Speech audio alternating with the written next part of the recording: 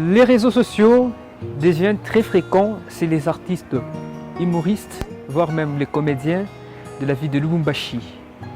Ces derniers présentent ou balancent leurs petites blagues, des comédies et le publient sur leur plateforme. L'apport des réseaux sociaux dans le sort de la comédie à Lubumbashi est la thématique même de cette émission. Mesdames et messieurs, bonjour et bienvenue dans Piédestal.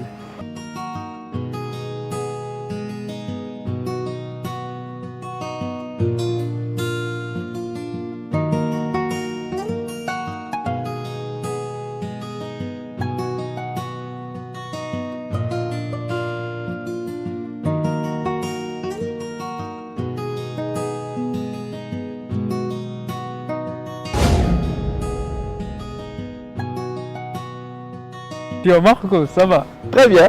Santé artistique. Ouais, on est là, mon frère.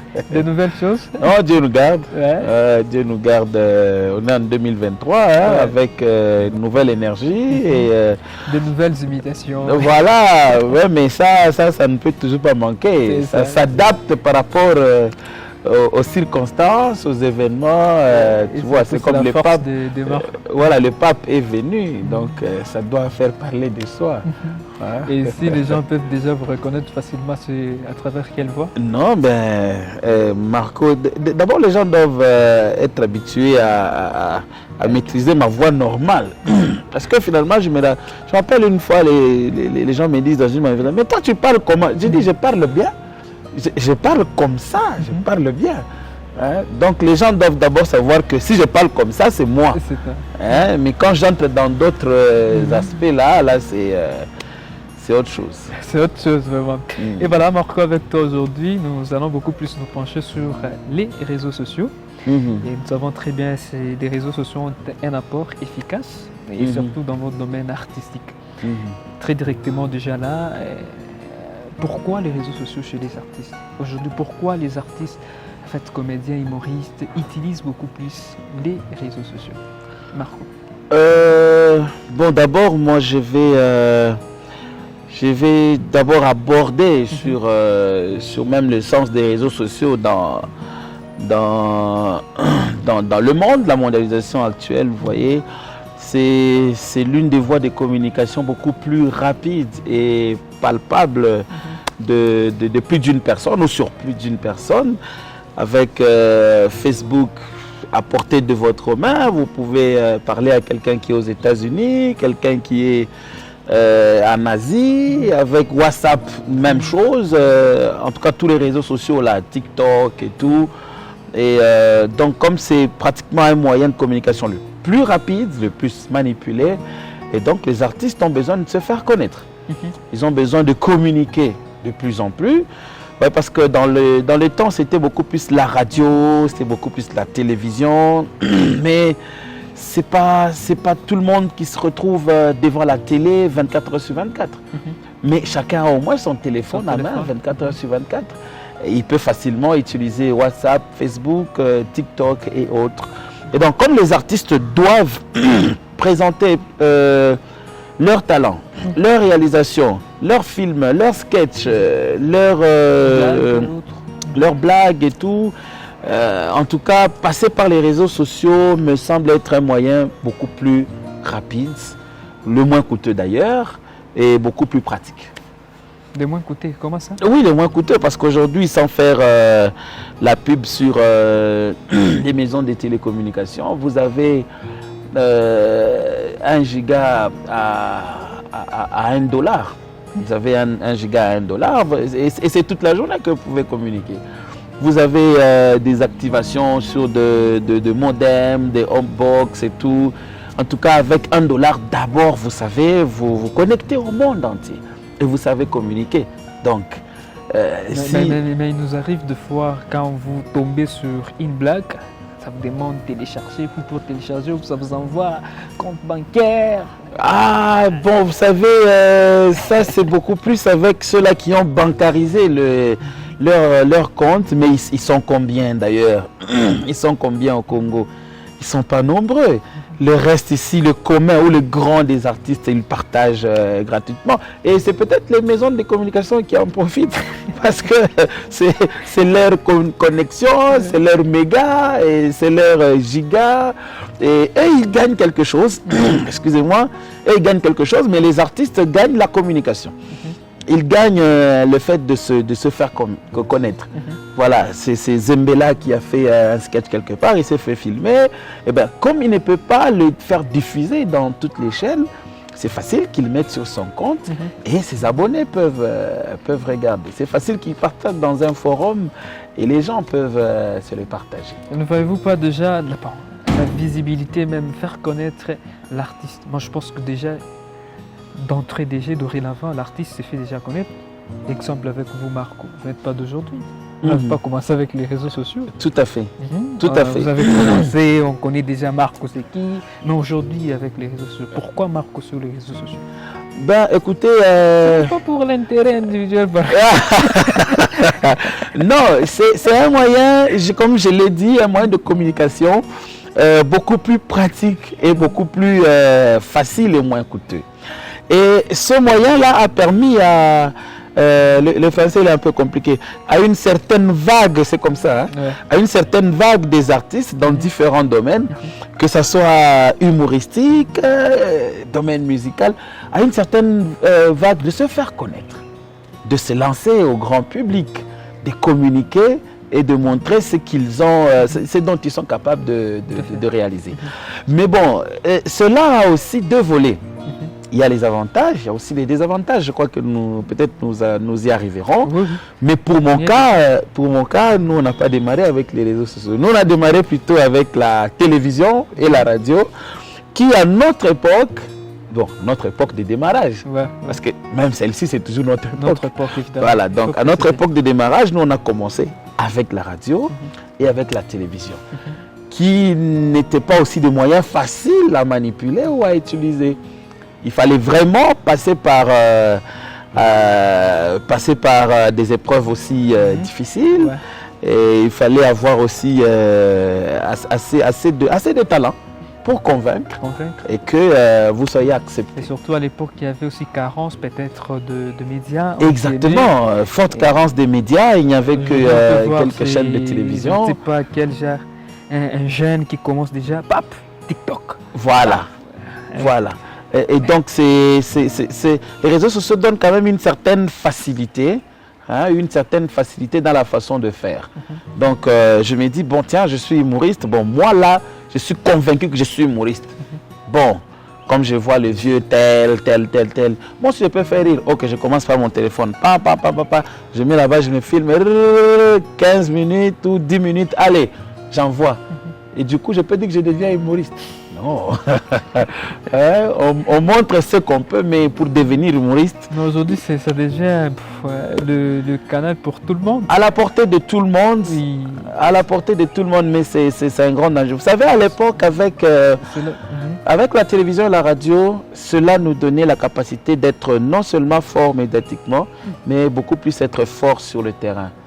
Parce que les gens qui te regardent à la télé, lorsqu'ils auront la chance de te voir en face, il faudrait que tu puisses convaincre. Évidemment. Il faudrait que tu puisses bien asseoir. Tu fais rire, oui, viens les faire rire. Tu es là, tu les fais rire. Parce que il y a une différence de faire rire sur son téléphone que de faire rire en live. C'est autre chose. Parce que là tu n'as pas la pression. Tu n'as que ton téléphone et voilà, devant toi, il n'y a personne. Peut-être qu'il y a ta petite soeur qui te filme, ton jeune frère qui te filme. Il n'y a pas assez de stress. Il n'y a pas assez de stress. Donc, tu es encore virtuel. Et quand tu es virtuel, c'est comme à l'étape embryonnaire. Tu es encore dans le ventre.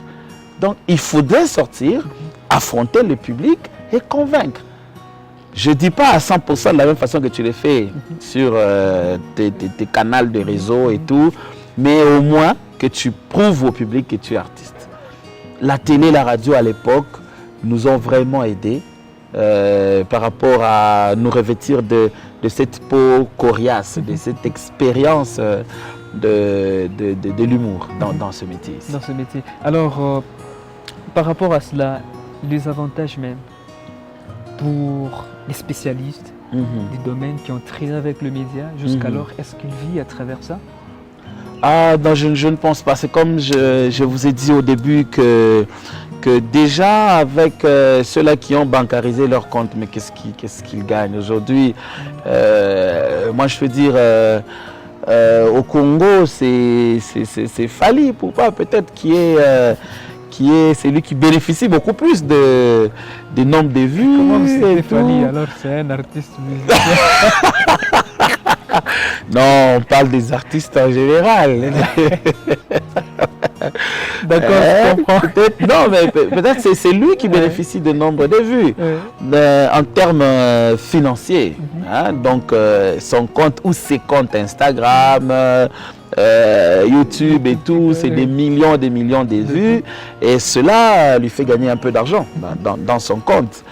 Mais pour le reste ici, le bénéfice, il est juste au niveau de Baye Bangaï, qu'on me connaisse, qu'ils sachent que je suis tel, je fais ça, je suis dans tel style, et puis c'est tout. Donc, je vois même en bas, sur une bande défilante, ils mettent leur présentation, numéro y compris aussi. Oui, bon, justement, c'est de la promotion. Hein.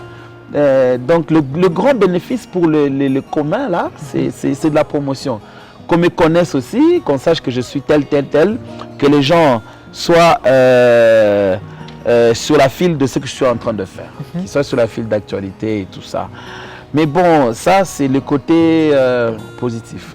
Mais le côté négatif aussi, c'est que les réseaux sociaux peuvent te mentir, ça peut te tromper, tu n'as pas idée. Expliquez. Non, mais je te dis, je te donne un exemple. Tu publies quelque chose, tu publies une vidéo. Quelqu'un qui est frappé par cette vidéo, il est content, il t'encourage. Voilà, en tout cas, il te dit, voilà, en tout cas, c'est bien, tu es le meilleur et tout. Mais lorsque tu fais un spectacle, tu mets les affiches et tout, tu mets un petit prix là d'accès et tout, la personne qui te flattait sur les réseaux sociaux, tu es meilleur et tout, n'est pas poussée à venir payer le ticket pour entrer dans ton spectacle. Vous voyez un peu que c'est le virtuel qui ne se concrétise pas. Tu peux voir une autre personne qui est sur les réseaux, lui ne fait que te critiquer. Il te critique. Mais quand tu as tes spectacles, il arrive. Il communique même à d'autres personnes venant pas au spectacle. Vous voyez un peu? Donc, le monde virtuel, il est trop dangereux parce qu'on n'arrive pas à le cerner, à connaître vraiment la réalité de ce qui se passe. Et cela n'est pas par rapport à l'expertise même du domaine en fait.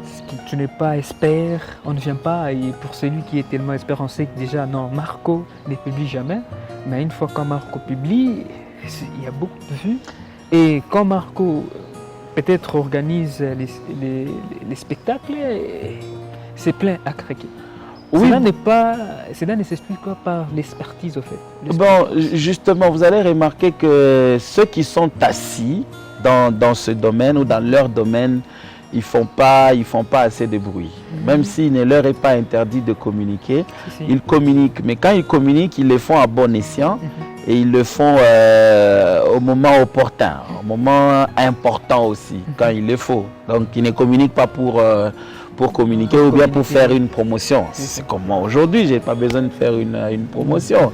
Quand je dois communiquer, je sais que le contenu de ma communication est important et je dois balancer pour peut-être fixer un rendez-vous, pour peut-être égayer sur un événement, sur une cérémonie ou une situation qui a intéressé tout le monde.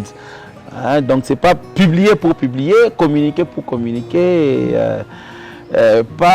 Nous ne sommes plus à l'époque ou à l'étape de nous chercher un positionnement. Donc il y a la télé et la radio qui à l'époque vous avez déjà bien rendu stable. Bien assis au fait. Ben, oui, justement. Hein?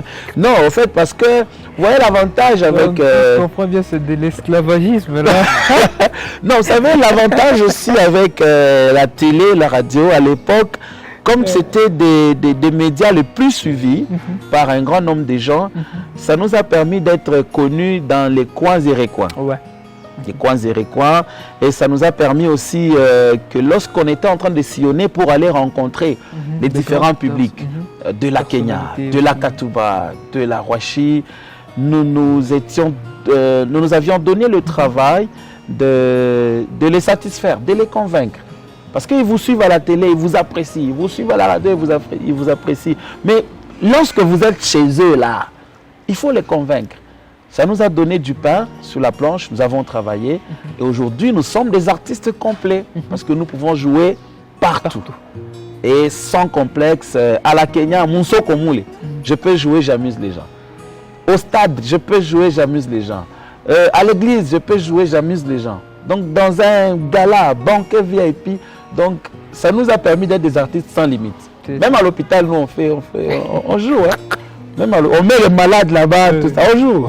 Vous les égayez. On les égaye. Alors, toujours restons dans les réseaux sociaux, si je comprends bien. En fait, pour vous, en tant qu'artiste, Marco, vous êtes là. Est-ce que le réseau social a son importance? L'importance d'être? Je peux dire à 35% oui, pour les artistes. Pour ceux-là, excusez-moi, pour ceux-là qui veulent monter, pour ceux-là qui veulent communiquer, faire leur promotion, à 35% oui, les réseaux sociaux sont vraiment importants pour eux. Mais pour nous qui avons déjà eu des bases, nous avons déjà des jalons, nous avons des fondations solides dans l'humour et dans ce que nous faisons. Donc je crois que pour nous c'est pas trop important. Je dis que c'est important, mais pas trop important. Pourquoi? Parce qu'aujourd'hui, de la même façon que les réseaux sociaux peuvent vous amener un peu plus haut, c'est de la même façon que si vous ne vous adaptez pas sur terrain, vous ne convainquez pas réellement c'est déjà la conséquence. Justement, c'est déjà la conséquence. Donc, si vraiment vous ne montrez pas de quoi vous êtes capable par rapport à ce que vous présentez virtuellement, et que sous le concret qui est un décalage assez énorme, je vous jure que les mêmes personnes qui vous suivez vont commencer à se retirer une à une, petit à petit, et dire ah, où est pas chaque téléphone, ah, où est dans réseaux sociaux. Et il y a même certains artistes qui se sont collés l'étiquette d'être artistes des réseaux sociaux. Or, c'est pas bien. Or, ce n'est pas bien. Moi, j'ai toujours conseillé aux jeunes qui sont en train d'arriver dans le domaine, je leur demande toujours de faire un effort, de faire un jumelage entre le virtuel et le concret. Il faut qu'ils soient vraiment forts sur le concret, parce que si cela semble être décalé, eh ben, c'est compliqué. Moi, j'ai joué dans des événements où on fait débarquer quelqu'un qui est très fort dans les réseaux sociaux, il a du succès, mais quand il arrive sur la scène, il bloque. Il bloque et c'est affreux. C'est-à-dire, dans les premières secondes, quand il est là, on le présente, les gens... Mais quand les gens crient là, après on va crier, tu regardes maintenant. Ils observent, premier mot, deuxième, troisième. Et puis écoutez le public, on dit toujours que la masse n'a pas d'âme. La masse n'a pas d'âme. Bima. On a déjà fait cela à plusieurs personnes. Et c'est un peu triste. Donc c'est ça le désavantage des réseaux sociaux. Si vous ne liez pas le concret au virtuel, c'est l'ascenseur. De la même façon que ça vous a amené au 1000e étage, même façon rez-de-chaussée et puis en vitesse. Donc il faut affronter vraiment la réalité en face. Justement, donc il ne faudrait pas rester collé, vraiment serré à ton téléphone, aux réseaux sociaux, mais il faut beaucoup plus, à travers ce que tu présentes, viens maintenant affronter le public. Ça va créer maintenant une bonne connexion entre le virtuel et le concret. En tout cas, merci beaucoup. Là, ça part par coup. Pas par coup. Mais rassure-moi que... Et quand le papa est venu, le papa a accordé l'audience à quelques politiciens. Mais moi, ce qui m'a plu, c'est quand chacun se présentait. Il est arrivé autour de Kamere qui dit, souverain pontife, d'abord, je voudrais me présenter. Je suis Vital Kamere, l'Okaningi Nikingi. Il y a ceux-là qui aiment bien m'appeler la boussole parce que je montre toujours la voie à suivre lorsqu'il y a des conflits dans ce pays. Il y a d'autres aussi qui me regardent, ils disent pacificateur jusqu'au bout. Oui, je le suis. Parce que, souverain pontife, je suis toujours celui qui amène la paix. Je suis non conflictuel. J'ai dirigé quand même l'institution la plus grande de ce pays, le Parlement. Mais après, lorsqu'il fallait connaître les élections, nous nous sommes ligués avec mon frère, le président Félix, et nous avons pris le pouvoir. Mais après avoir pris le pouvoir, souverain pontife, il y a des gens qui confondaient la période où ils étaient amis au chef de l'État et parlaient la même langue, qui m'ont accusé que j'ai détourné, je ne sais pas, 40 millions, 50 millions, et ils m'ont fait porter la tenue de prisonnier. Ce n'est pas normal. Et après, je leur ai dit, la justice, la vraie, devrait venir du bon Dieu. Aujourd'hui, souverain pontife, je suis libre et je leur ai pardonné. Vous nous appelez le pardon, je suis disposé à les pardonner parce que la prison, souverain pontife, ce n'est pas un endroit où il faut amener quelqu'un.